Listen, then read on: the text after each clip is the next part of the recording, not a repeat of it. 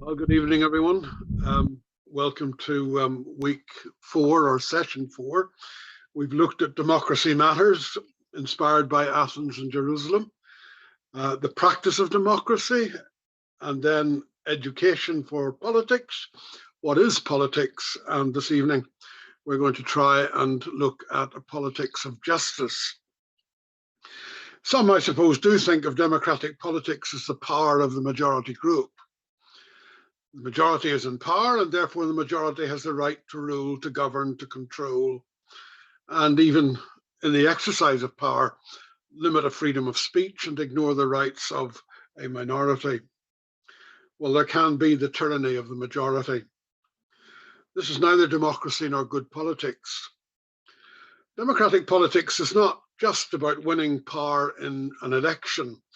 Democratic politics is about living in community where priority is given to reason, open-mindedness and fairness, and practices moderation, cooperation, negotiation, bargaining, compromise, and accommodation. Rather than majoritarian democracy, it is more egalitarian democracy. And as democratic politics, it serves the common good. The flaw in our party politics as practiced, particularly here in Northern Ireland, leaves the winning party, or Westminster rather, leaves the winning party free to govern without regard to the concerns of those who voted for other parties. The flaw is exacerbated by the electoral system of first past the post, in which no Westminster party wishes to change. The more egalitarian democratic politics is better placed to serve the whole community and have a capacity to pursue a common good. Much of this comes down to the exercise of power, and democratic politics as an exercise of a model of power that is much more cooperative, engaging with the institutions of society and with different groups of people who make up civic society. This is deliberative democracy, where power is distributed more equally among citizens, who then do have an equal opportunity to speak and deliberate and ask questions and probe the public issues. Democratic politics is all working together for the common good.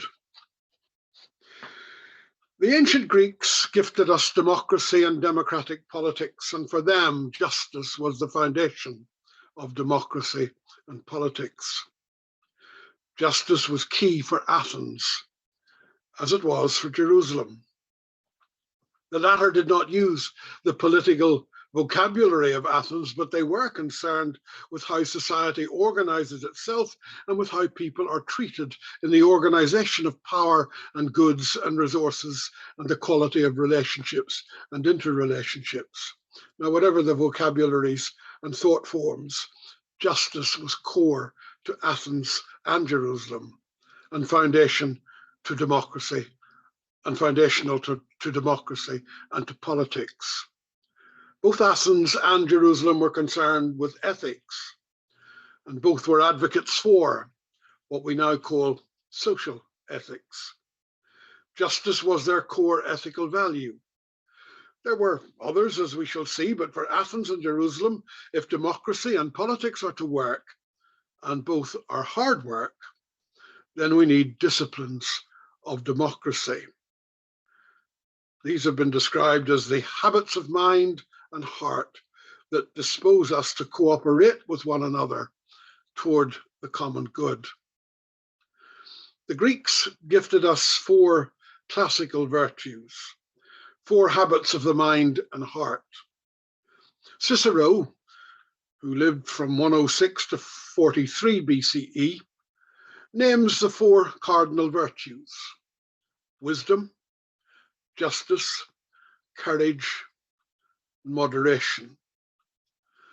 These are what we value for ourselves, and these enable us to handle conflicts. Ethics are paramount, and the foundation of ethics is reason and natural sociability, according to Cicero. As humans, we use reason to inquire into the nature of things, but we're not loners. Alone we are weak. We are not born for ourselves alone. Sociability is the great reality.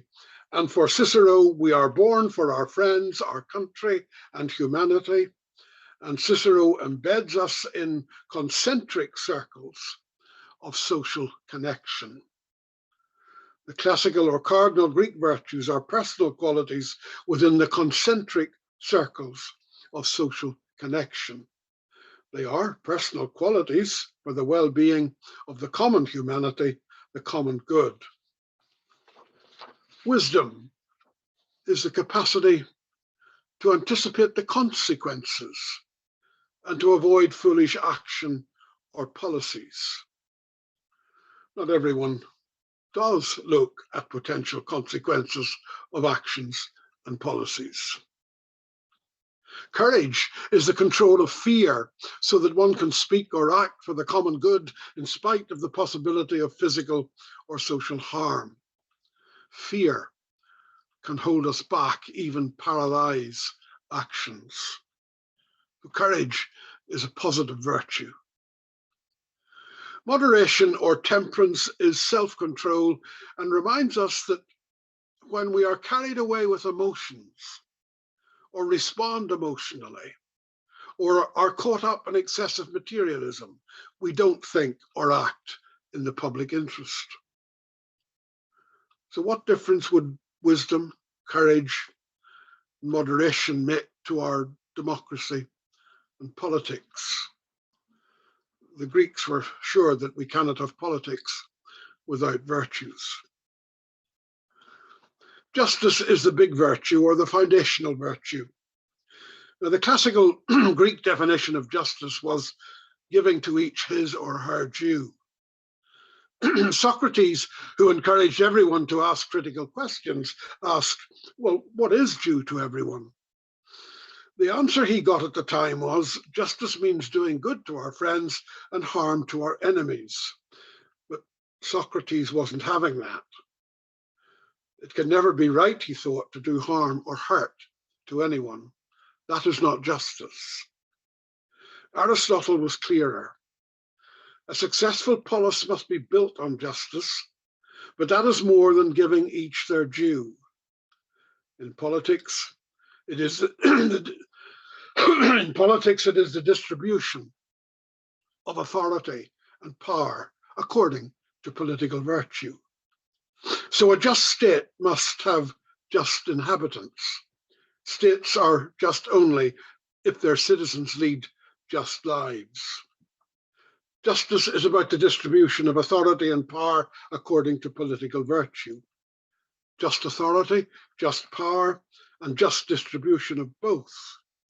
And to do that requires the virtues of wisdom, courage, and moderation or control of emotions or self-interest.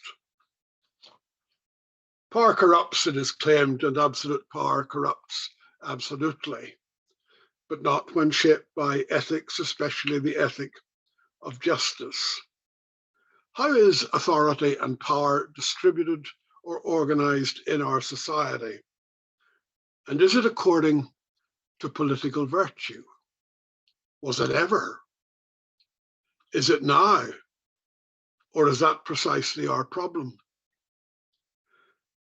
Do we lack perhaps the classical political virtues and therefore power is not distributed justly, but rather the monopolization of power or the desire to monopolize power as power over that excludes and becomes a social injustice? Or is the refusal to share power justly, according to the classical virtues, the great injustice and blockage to a common good and the well-being of all? The Greeks were concerned with ethics and virtues, and while they were personal within, again, concentric circles of sociability. We are inescapably within ever-widening and concentric circles of community. So there's no way out of power issues and politics. The Greeks brought together democracy, politics, and ethics, but they were not the first to develop ethics, and not even the ethics of justice. Solon launched democracy and politics with ethics in the 5th century BCE. Socrates was busy asking questions and encouraging everyone, especially young people, to be critical in the 4th century, and his pupil Plato in the early 3rd century. Aristotle was also 3rd century. But ethics and the ethic of justice were in existence since the 18th century BCE. Now that was 1,300 years before Solon, and was even 500 years before Moses, the earliest leader of the Hebrew people. Hammurabi was a king of Babylon, the earlier Babylonian Empire. And in the 18th century BCE, he wrote to proclaim himself as promoting the welfare of the people, quote, to cause justice to prevail in the land, to destroy the wicked and the evil, that the strong might not oppress the weak, that justice might be dealt to the orphan and the widow. An ancient Near Eastern king was believed to be called by the gods to ensure justice for the vulnerable and the weak. Justice was that the strong should not oppress the weak. And justice goes back even beyond Hammurabi. There is a royal inscription going back to 2430 BCE, when a prince of Lagash was said to, quote, establish liberation for Lagash. To the mother he restored her children, and to the children he restored their mother. He instituted liberation for the interest on barley.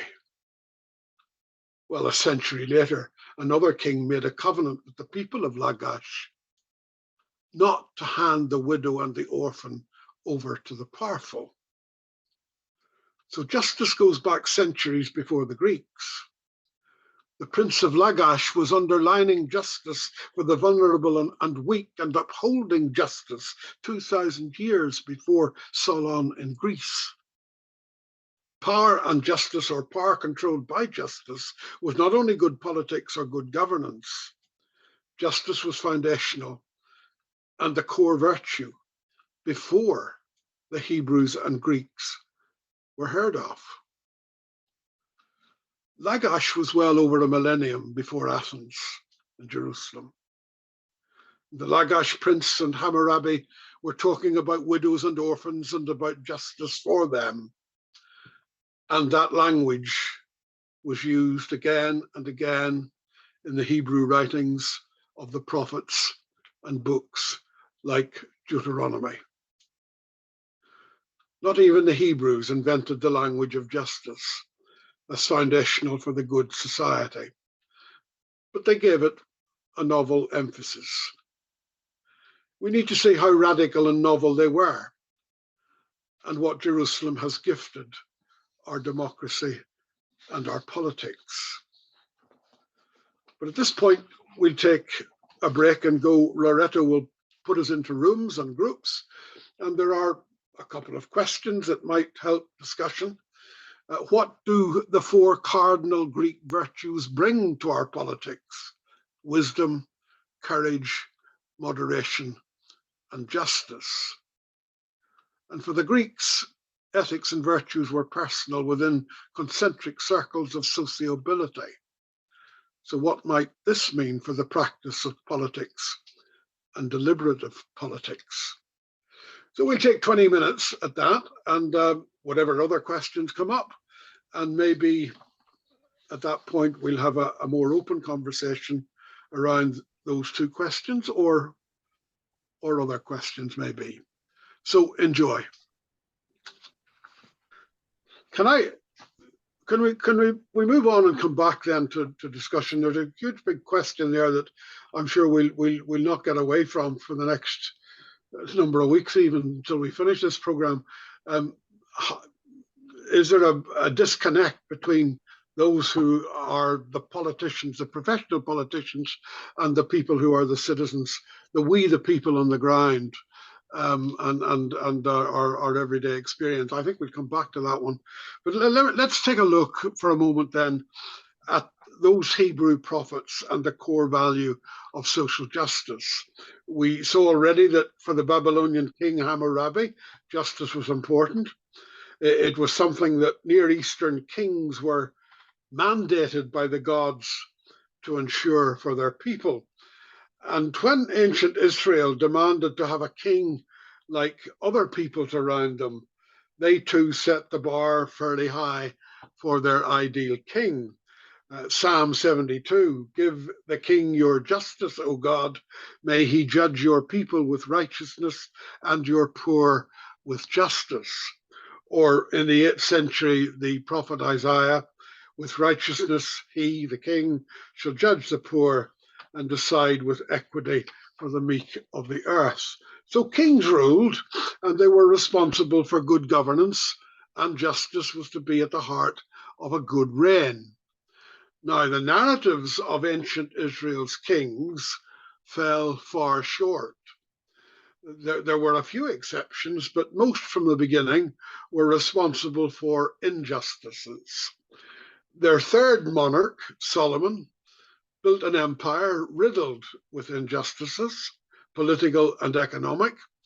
And when he died, unsurprisingly, there was a violent tax revolt by the people, and the empire fell apart with partition that produced a northern and a southern kingdom. And it was all downhill for both kingdoms after that. So much of the history of ancient Israel and its divided kingdoms turned out to be a history of repeated injustices. It is a story of political and economic injustices, with a wealthy few, usually urbanites, who exploited the often rural poor and viewed them as expendable in the pursuit of profit. They built their wealth and their power on the backs of the poor. And their wealth and power were sanctioned by religion, blessed by God, so they believed, especially when they actively participated in high visibility and highly tuned and beautiful liturgies. Voices were raised in protest and critique, speaking truth to power, exposing and opposing political and economic injustices. These voices were the prophets. 8th century BCE people like Amos, Isaiah, Micah, and 2 centuries later, Jeremiah. Theirs is the prophetic critique of serious injustices and a call for social justice that they believed was the very nature of what they understood as God. Now, however you vision the sacred, at the heart of the sacred, they believed there was justice. Justice was the foundation of God's rule of the world. God loved justice, and justice, therefore, was not just expected of the king, but was the foundation on which life together was to be built.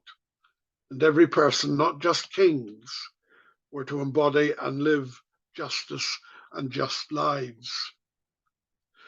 For Amos, the rich trample on the needy and bring to ruin the poor of the land.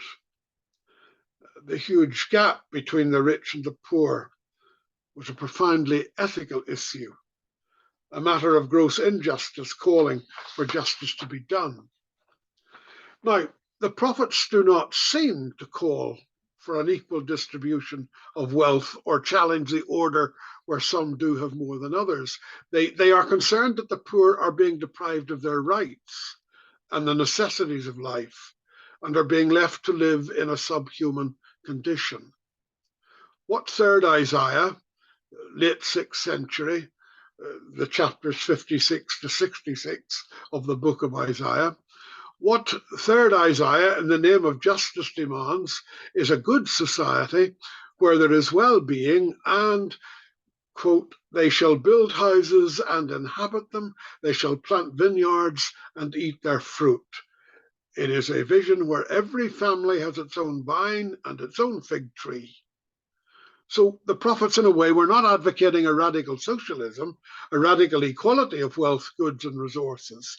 It is the justice of self-sufficiency, the justice of enough for all.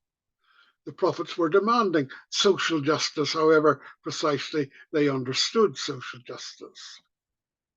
For the Hebrew, John Collins has put it this way: in the Hebrew Bible, no value is more central or fundamental than the demand for social justice. And not only is this demand for social justice foundational for good politics and good economics, social justice is foundational to good liturgy.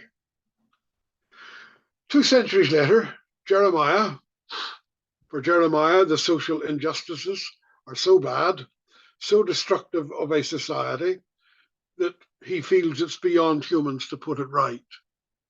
And for Jeremiah, it's so serious that he thinks nothing short of some kind of divine intervention to put things right is required. Now, the book of Jeremiah, as we now have it, has been edited so many times that it's difficult, if not impossible, to know when we are hearing the voice of the prophet and when we are hearing the voice of an editor or editors. Nevertheless, editor or prophet, there is one key way to know God, to be aware and to know the sacred in life, and that is by doing justice. To know God, and the verb to know is the deepest and most intimate knowing, the loving sexual intimacy between two human beings. To know God in the deepest and most intimate ways is to do justice. The social justice of the prophets was rooted in the paradigmatic experience of Exodus, the liberation of a rabble of slaves from the political, economic, and cultural oppression of Egypt. Now, the Exodus narrative in the Hebrew Bible is not an historical record. This is not a newspaper or BBC or RTE reportage. This isn't Enda McCafferty and Tony Connolly giving a report from somewhere. It is told as liturgy and as an expression of liturgical imagination. And this is why Amos is so strong about God, and it's strong language he uses, so strong about God hating liturgy that is divorced from social justice. Liturgy is the expression of a God committed to the establishment of concrete socio-political justice in a world of massive power organized against justice. So writes Walter Brueggemann. And for these prophets, justice is the justice of self-sufficiency, but it still requires an element of the redistribution of social goods and social power known as distributive justice. This justice, again, in Brueggemann's words, recognizes that social goods and social power are unequally and destructively distributed in Israel's world, and that the well-being of the community requires that social goods and social power, to some extent, be given up by those who have too much for the sake of those who have not enough. There is no clash in the prophetic tradition between distributive justice and retributive justice. Those who hold wealth and power may well want to put the stress on law and order as primary justice. Ancient Israel did not ignore law and order and did have the possibility of retributive justice. It is part of the tradition, but the greater emphasis is on distributive justice. There is retributive justice, especially against those who exploit and rob the poor and trample them into the dust by corrupt political and economic practices and by violence and war. But the primary justice is social or distributive justice. And just politics will hold that kind of balance. Now, it would be unfair, I think, to say that social justice was missing from the Greek practice of justice as foundational for politics and democracy. But as Brueggemann suggests, there is something revolutionary, transformative, and subversive about Israel's testimony. To let justice roll down like torrents of water, to paraphrase Amos, is the gift and demand of ancient Israel to our vision of democracy and politics. Now, this is what we mean by the Judeo-Christian tradition and its impact and influence on much of our history and life together. When Viktor Orban of Hungary calls for Europe to recover the Judeo-Christian tradition, and Nigel Farage calls us to again build our lives on this tradition, and Trump's advisor Steve Bannon sets up in Italy a centre to recover the Judeo-Christian tradition, presumably at the heart of Europe and the Western world, this subversive distributive social justice core of the Judeo-Christian tradition is not what they mean. They want a white Christian supremacy that will keep foreigners, especially Muslims, out. And even though they speak of the Judeo-Christian tradition, the Jews don't really count either. Such is the anti-Semitism and anti-Judaism of people like Orban. It is the instrumentalization of a racist, xenophobic, supremacist, and imagined tradition for the practice of injustice. What would Amos, Isaiah, Micah, and Jeremiah say? Well, in the name of the justice that is foundational to democracy, politics, and the common good, we need to find our own prophetic voice and insist on the social distributive justice that is core and central to the Judeo-Christian tradition. Meanwhile, what does justice mean for the homeless? What does justice mean for the have-nots in our society? What does justice say to an educational system that in that part of northwest Belfast produces some of the lowest attainments of education in Europe? What does it mean to do justice for the poor and vulnerable of our society and the world? What does justice mean for those with long-term chronic health issues and shorter lifespans than the much better off? What does justice mean for politics mired in sectarianism, where sectional party ideology cannot vision or work together for a common good? What does eco-justice look like? What is justice for the earth? What do just politics look like?